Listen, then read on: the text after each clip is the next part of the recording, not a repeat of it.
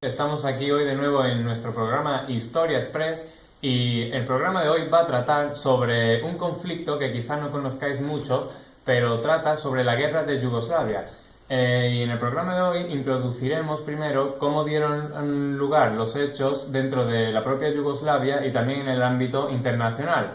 Esto nos llevará a entender qué ocurrió y ocurre, puesto que es un conflicto que actualmente todavía no está del todo cerrado. Realización, ¿qué nos tienes preparado hoy?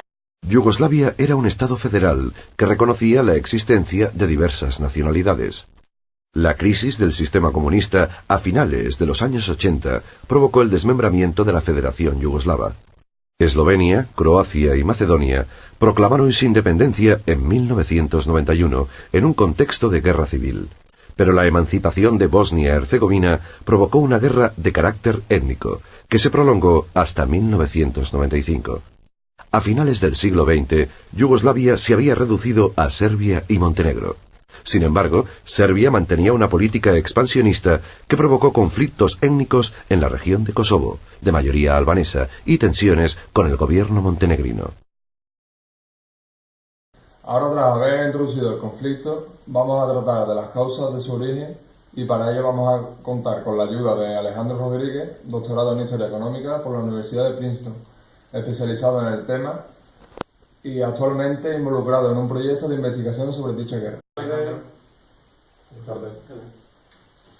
Bueno, y también vamos a disfrutar de la compañía del periodista Antonio Vázquez, que estuvo de corresponsal en Sarajevo, la capital de Bosnia, durante el conflicto.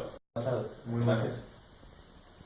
Bueno, Alejandro, ¿qué papel cree usted que desempeñaron los medios de comunicación durante el transcurso de la guerra? Esa pregunta es interesante, Jesús. Resulta evidente que los medios de comunicación han llevado a cabo una estrategia de manipulación de las noticias de los conflictos balcánicos. Con ello han querido criminalizar al pueblo serbio en su conjunto. Mientras tanto se guardaba silencio acerca de los crímenes y masacres perpetradas por croatas y serbios, por otra parte se magnificaban las actuaciones de los serbios hasta tal punto de atribuirles la autoría de crímenes que o bien eran de dudosa responsabilidad o que directamente no los habían cometido. Se pretendía hacer creer que el conflicto era una disputa entre buenos y malos.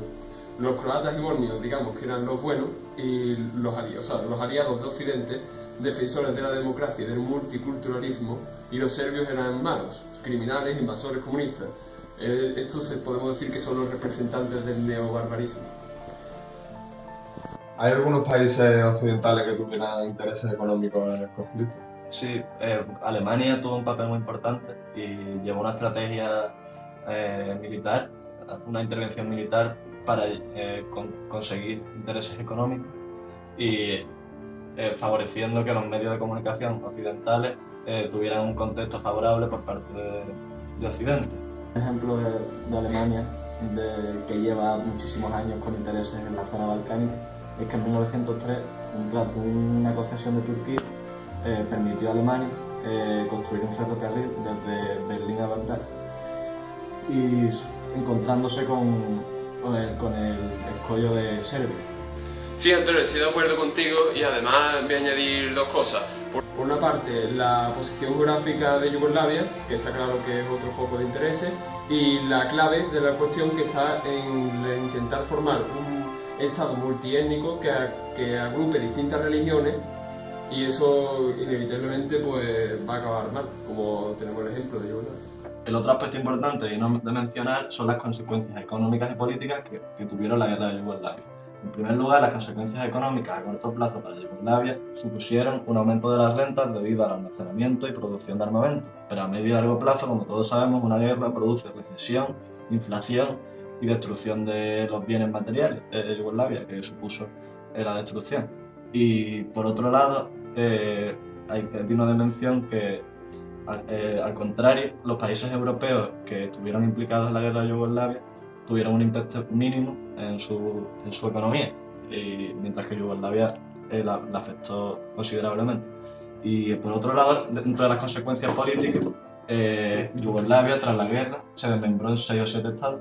Muchas gracias y hasta aquí el programa de hoy. Nos vemos la semana que viene con la siguiente entrega de Historia Express. Muchas gracias, amigos.